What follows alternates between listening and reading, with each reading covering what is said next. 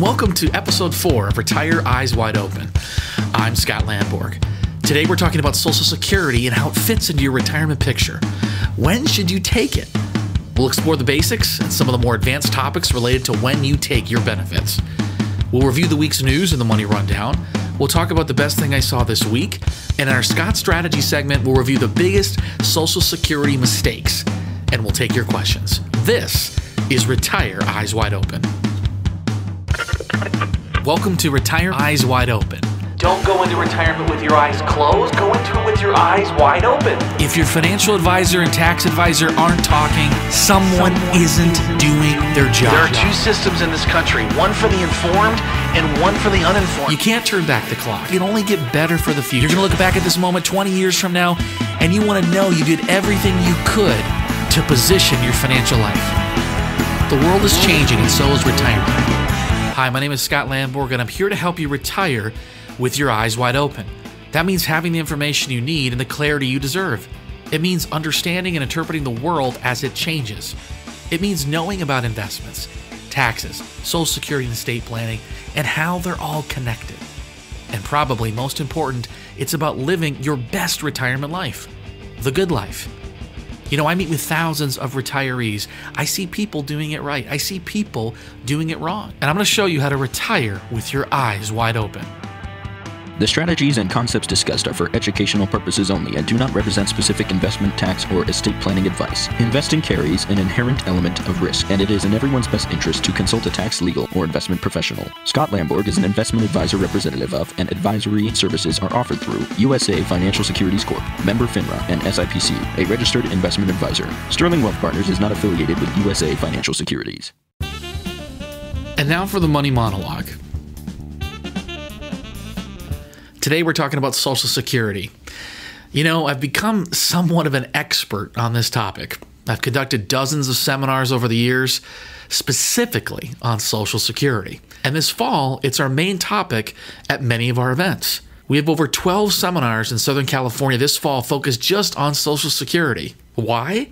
Because it's a big part of your financial picture. Did you know the average retiree will depend on Social Security for 37% of their retirement income? 37%. That's a huge number. And it's also a confusing topic. File and suspend, restricted application, file at 62, file at 70. There's a lot of conflicting information out there.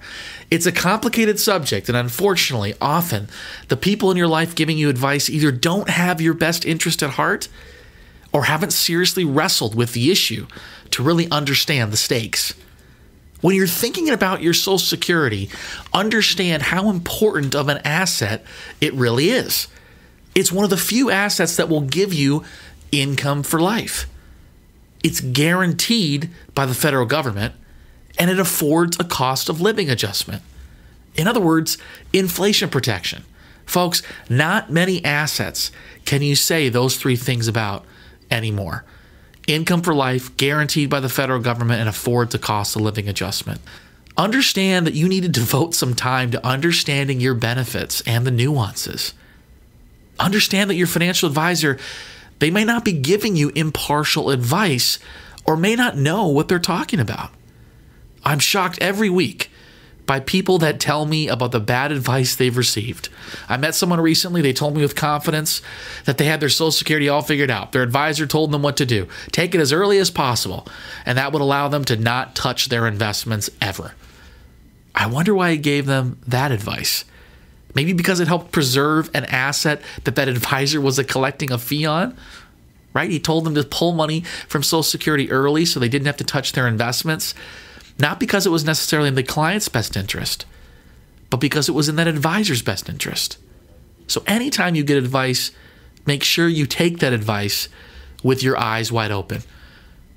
Whenever you decide to take your Social Security, make sure you go into that decision with your eyes wide open, that you really look at it and analyze the different ways to optimize your benefits. What are some of the top things you need to be considering when analyzing your Social Security benefits? Number one, you want to look at Social Security as a joint decision with your spouse and understand how the decision could impact both of you. I see this so often when people are thinking about their decision, they're thinking just about them. What's their health like? How long are they going to live? How long did their parents live? What's going to give them the most benefit? When do they want to turn on their pension? It's not just about you. When you're thinking about Social Security, you need to think about both of you. Because remember, if something happens to one of you, if one of you pass away, the lower Social Security amount will disappear. And we ran some analysis, a break-even analysis for someone that decided to wait to take their benefit till 70. And that person passed away at age 70, and their spouse lived to 92. And guess what? Waiting to take that person's benefit until 70, even though he never received a nickel of that benefit himself, what it meant is that his spouse, his wife, received over $100,000 more in benefits over her lifetime. So you want to look really closely at different strategies for taking your Social Security. Tip number 2, every year that you wait means a higher benefit for both of your lives and a higher base amount for inflation adjustment. Every year you wait past 62, your benefit is increased for the rest of both of your lives. Every year you wait past full retirement age, you get an 8% increase for both of your lives. And you have to remember, if you have that higher amount, if your benefit's at $2,000 at 62, but $2,600 at full retirement age, it's a bigger amount of money that you're getting those inflation adjustments on. And if you look at the statistics, if you look at the projections over time, it's a significant difference every year that you can wait. Tip number 3, realize the tax implications of Social Security income. This is a big one, and it might require you sitting down with your tax advisor for more information. But the tax implications on Social Security income are huge. I met with someone recently. They were in the highest tax bracket possible, and he was thinking about turning on his wife's Social Security benefit. I asked him why. Why would you do that? Why would you pay half of that money to the government in taxes? According to his financial plan, once he retired, his home was paid off, he was going to be in a much lower tax bracket.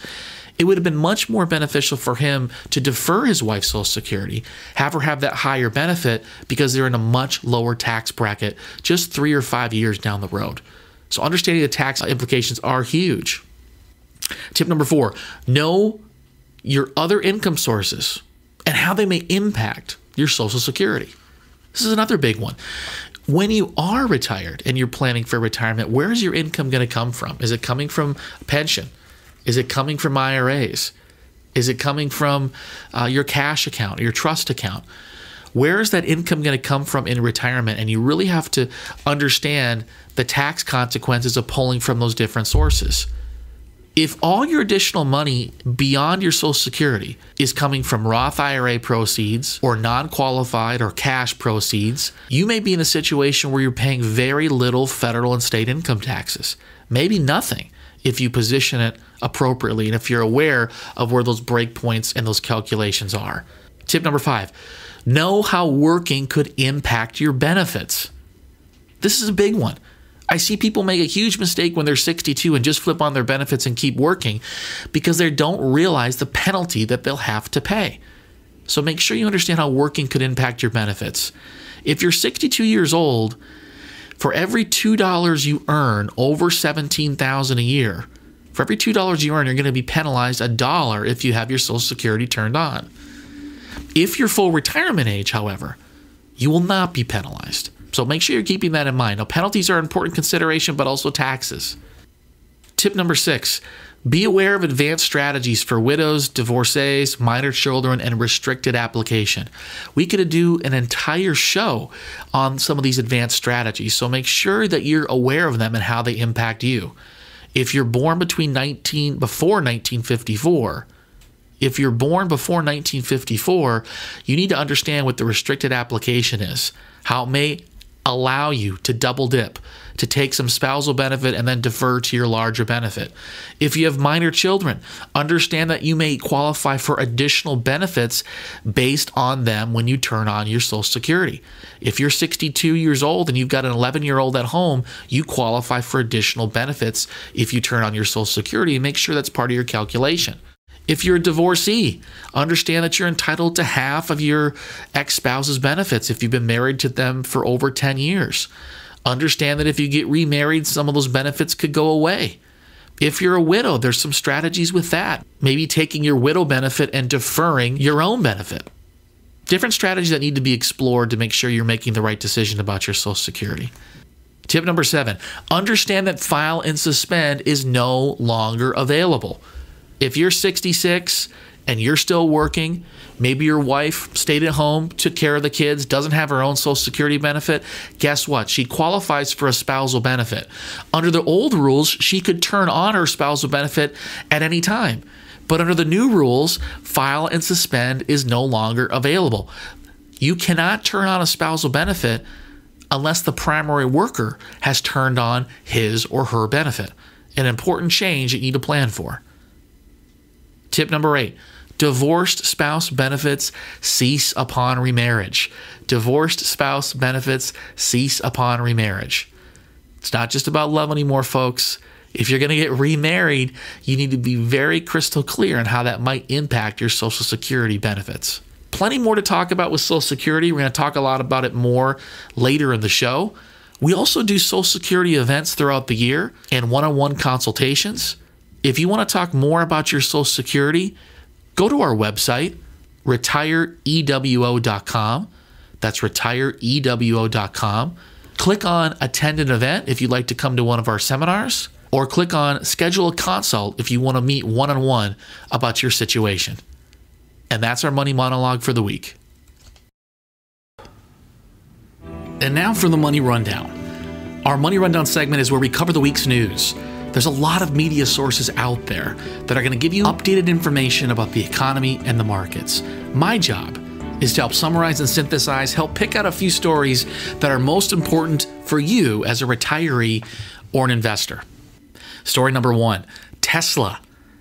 Tesla had a roller coaster week, ending on Friday the 17th of August, down almost 9% in a day after CEO Elon Musk detailed his personal pressures in running the company.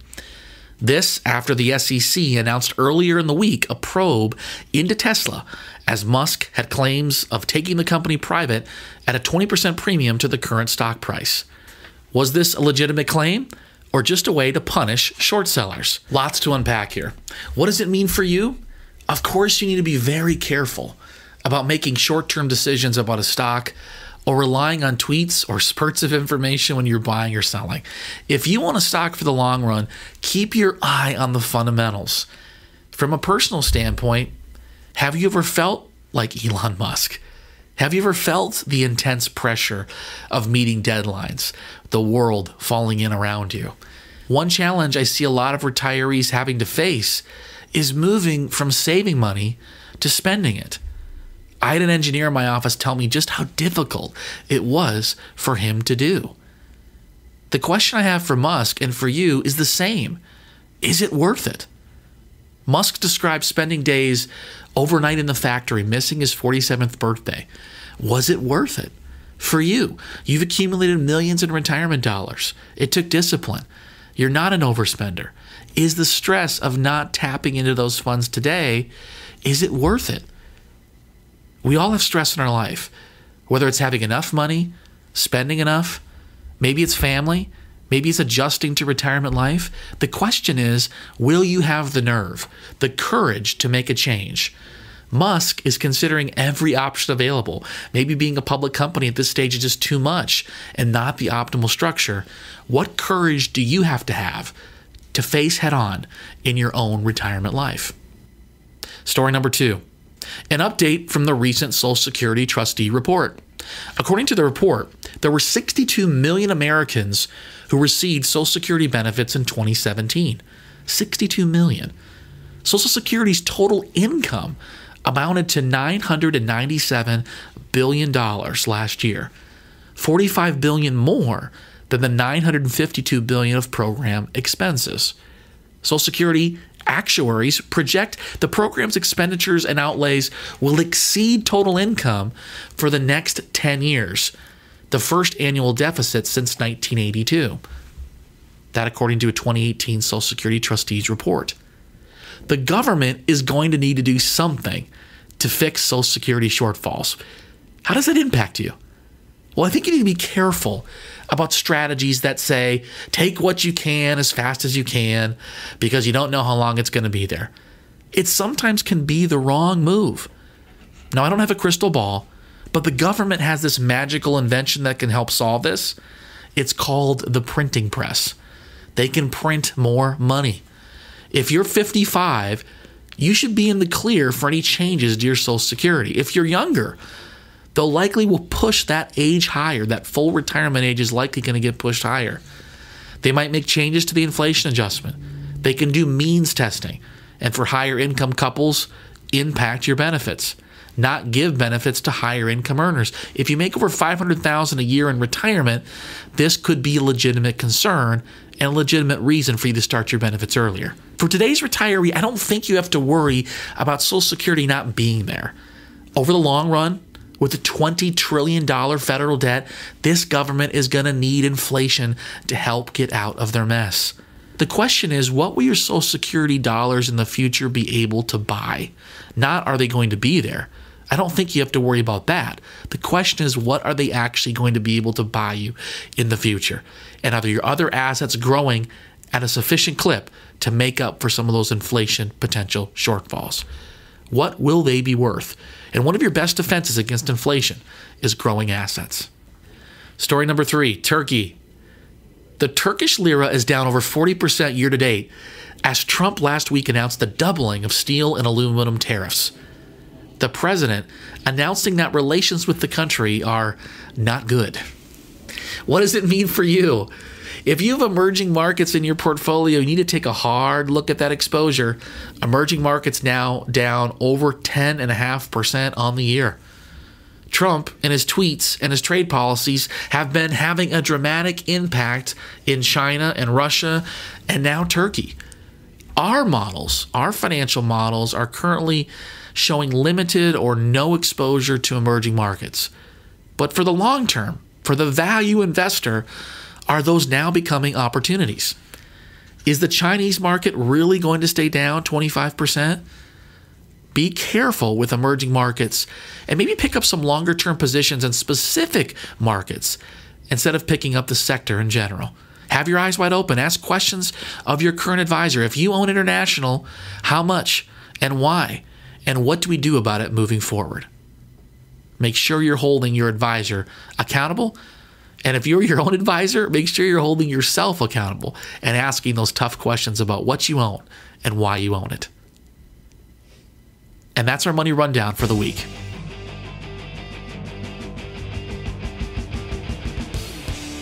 Okay, now for the best thing I saw this week.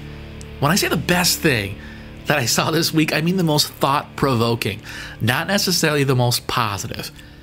This week, I'm on Facebook, and a friend of mine shared a video about capitalism, about growth and life. The video argues that as a society, we've only been given this one option, capitalism. And it paints it in a pretty negative light, arguing that capitalism requires the exploitation of resources, of the planet, for growth. They say that capitalism requires infinite resources from our finite planet, and they say that the system will break down. I bring up this video and this story for a couple of reasons. First, to make a brief defense of capitalism, and to talk about how it relates to your retirement. Capitalism is the reason many of us have such strong 401k retirement savings, as some of the biggest and best companies in the world have created value. Capitalist companies like Google or Facebook haven't exploited our natural resources to create products. They harness human ingenuity and creativity to create virtual products and services. Human capability is not finite, and our economy is becoming more and more dependent on the service sectors for growth, not on mineral exploitation. Think about the National Football League or other major league sports. How much money changes hands for tickets and shirts and gambling? As athletes make more, they spend more. As they spend more, it means more jobs and more services needed. Capitalism is not a zero-sum game. For you to make more, someone has to make less That's not the case. Capitalism is about trade. It's about getting you motivated to do something and to produce something. Not necessarily something physical, but produce a video, a game, a blog, art, an idea. That is the new currency in this digital world. By the way, regarding resources being finite, people have been warning about there being too many people on this planet for hundreds and hundreds of years, and they've been wrong repeatedly, as human ingenuity has found a way to house and feed and clothe more people than anyone ever thought possible. Have you ever flown across the U.S. and looked out the window at the vastness across the Pacific Ocean and realized how big of a planet we live on? Should we be responsible in managing resources? Yes. Be better to the earth? Absolutely. But make no mistake, there is plenty of room. If you live in LA or Orange County, it doesn't feel like there's a lot of space. But I think there is. There's lots of it. But we're limited by our imagination. There's plenty of room in the sky, in the air. Build up. There's plenty of room in the sea and the desert. And transportation innovations will shorten the distances. Capitalism is not subject to finite resources, and neither is your retirement. Sure, your Social Security is a fixed number. Your pension, even your investments, there's limits to growth and income that can be provided.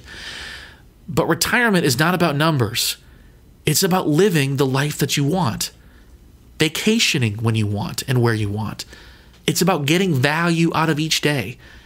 It's about having the time to see more sunsets, about having the time for movie night with your granddaughter every week. Do not be limited by the finite resources of your retirement. Focus on the infinite qualities of your creativity and ingenuity. Maybe you can't afford a family vacation in Europe, but you can rent a beach house for the whole family in off-peak time like November. Maybe you can't afford a first-class trip to New Zealand, but you can make it to your grandson's baseball game once a week. Maybe you can't buy a second home in Mammoth, but you can see your daughter every Sunday night for dinner. When you think about retirement, having a plan to deal with your resources is important. But often the people living the happiest retirement lives, it's not about that. It's about so much more. Trying something new. Try a new hobby. Take a spin class or a college class. Learn a language. Make a new friend. Host a dinner party. Don't focus on the finite. Love, happiness, adventure, creativity. Those are human capabilities that are not limited. Embrace them. And that's the best thing I saw this week. And now for our Scott Strategy segment.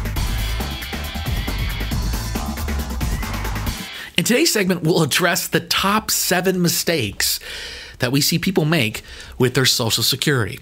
We've talked about some tips of what you should do right. Now let's talk about what we see people do wrong. Mistake number 1, turning on your Social Security at 62 when you're working. It's a common mistake and a big mistake. It happens when people don't think about their long-term Social Security strategy and just say, hey, I'm going to pull whatever I can from the government as quick as I can. The issue is that there's penalties. If you're working and you turn on your benefit and you're 62 years old, for every $2 you make, over $17,040 per year, but let's round it to 17 grand.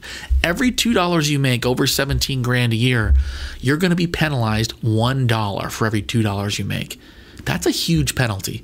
So basically, if you've got a full-time job in Southern California and you turn on your benefit at 62, you're probably not going to get any of that Social Security benefit anyways. And by the way, you're going to miss out on a lot of those increases. Most of the increases you would have received by waiting, you're going to miss out on that. So your office mate or your cube mate or your buddy down the street that told you, hey, just turn on as soon as you can, that's a big mistake we see often. Mistake number 2, not doing restricted because you weren't paying attention. There's this advanced strategy called doing restricted application. You may want to be one of those people out there listening that are planning on waiting to take your Social Security. It's funny, I ran into a mentor of mine from Minnesota, and he was so proud of himself when I asked him what he was doing with Social Security. He said, oh, I waited till 70. I said, did you do the restricted application? He said, no, what's that? You missed a huge opportunity where you could have received your spousal Social Security benefit from 66 to 70 and still received your maximum benefit on your own benefit at age 70. You missed a huge opportunity and left a lot of money on the table. He wasn't so happy when I told him that one. So mistake number 2 is about people that just didn't pay attention to strategies that could have helped improve their overall income. Mistake number 3, remarry without understanding the consequences. It's not just about love anymore, folks. If you have a Social Security spousal benefit, you have to understand how remarrying could impact your benefits. You remarry a person that's 10 or 20 years younger than you might not qualify for that Social Security benefit at all. So make sure it's at least part of the equation. I don't want to tell you not to get married, but make sure it's part of your plan. Make sure you go into with your eyes wide open so that you know what you're getting yourself into and how remarrying could impact your Social Security benefits. Mistake number 4, waiting on the spousal benefit until age 70. Again, you might not need the income, so your spouse is going to wait till 70 to take her spousal benefit. Maybe she stayed at home taking care of the kids, but guess what? After you reach full retirement age, spousal benefits do not get those same level of increases as the primary worker's benefit does. The primary worker that waits past age 66 is going to get an 8% increase, but you don't get that same increase on a spousal benefit. So make sure you're aware of that when you run your calculations. Mistake number 5, thinking that if you die at 70, you were better off taking it early. It's not always the case. If you die at 70 and your spouse lives to 92, your spouse was over $100,000 better off with your decision. Even though you never received a nickel, your spouse had that much more money during the rest of his or her lifetime. Mistake number 6, neglecting to plan if one of you pass. Some clients think they're going to die tomorrow. Some think they're going to live forever. Regardless of how it ends up, you need to plan for what if something happens to one of you. Your lower Social Security amount is going to disappear. It's going to go away. What's going to happen to your pension benefit? Is it joint life? Is it single life? What's going to happen to your investments? All of these things are connected, and you need to plan, what if something happened to one of us? How would we put the pieces together to make it work? Because that Social Security benefit, the lower amount, it's going away. And mistake number 7, not understanding how Social Security is taxed. Man, this is a big one. If you're single, if you're married, the thresholds are different, but there's a level where your Social Security benefit will not be taxed at all. There's a level where it's taxed at 50% and a level that it's taxed 85% of it is taxable.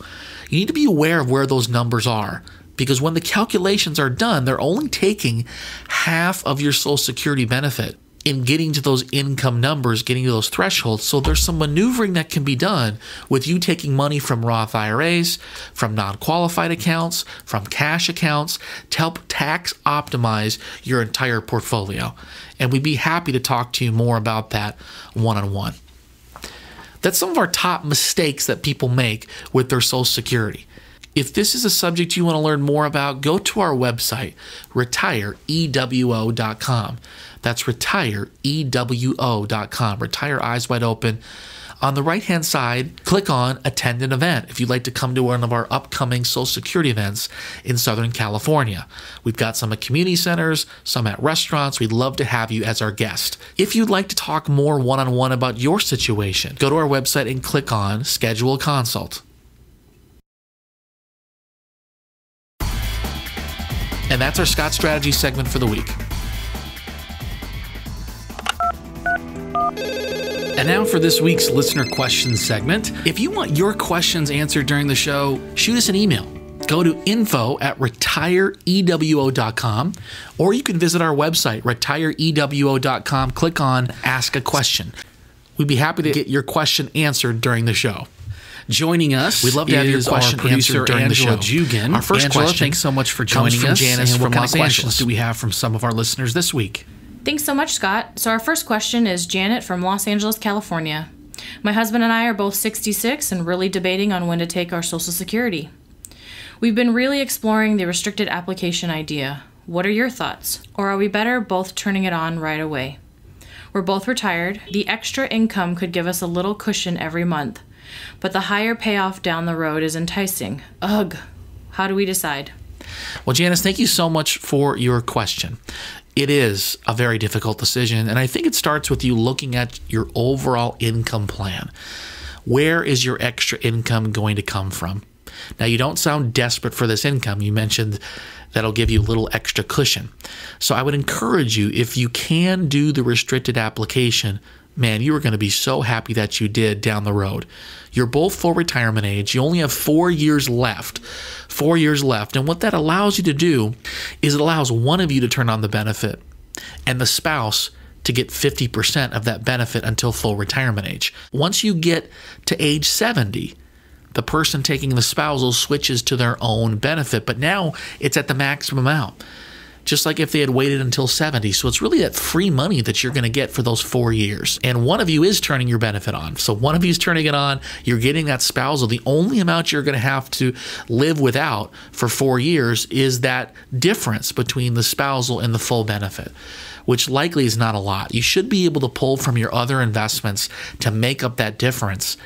And having that higher Social Security amount at age 70 makes a huge difference, because if one of you pass, you get that higher amount for the rest of both of your lives. You're going to thank me for it. You're going to thank yourself for doing that strategy.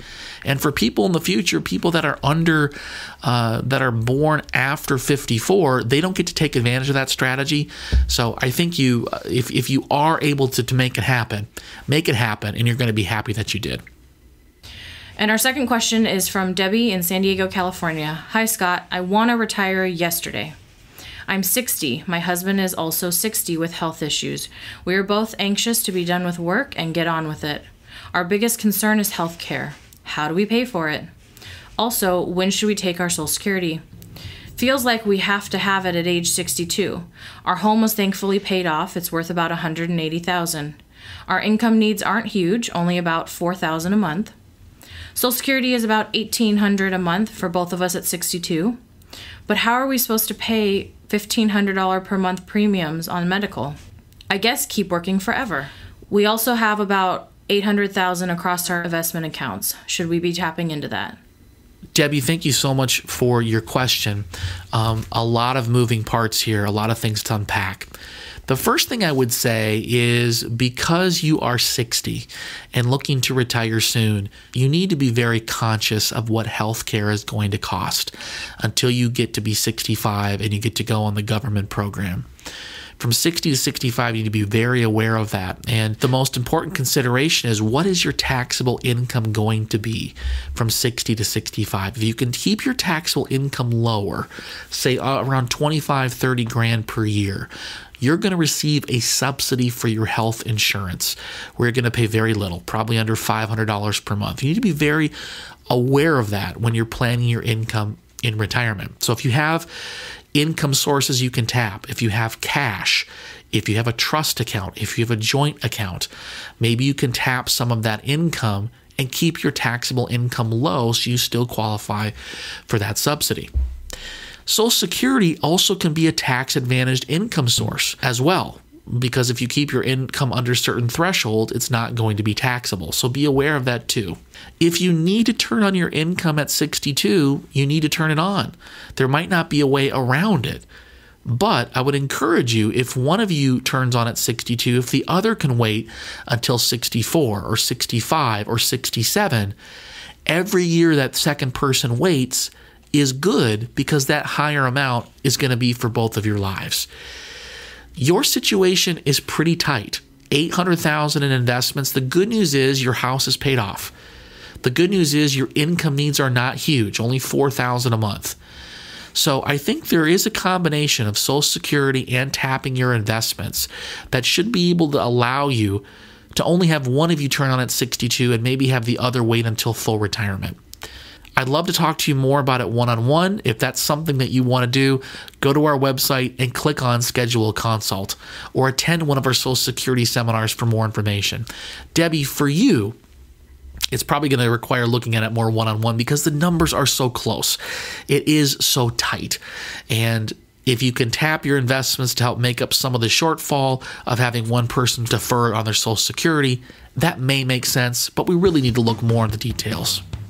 That's the end of our listener questions for the week. Angela, thanks so much for joining us. Again, if you want your questions answered during the show, go to our website, retireewo.com, and click on the button, Ask a Question. You can also follow us on Facebook, subscribe to our podcast on iTunes. I want to thank all of you so much for listening. Stay tuned next week as I continue to discuss how to retire with your eyes wide open. Don't go into retirement with your eyes closed. Retire with your eyes wide open. I'm Scot Landborg, and we'll see you next week.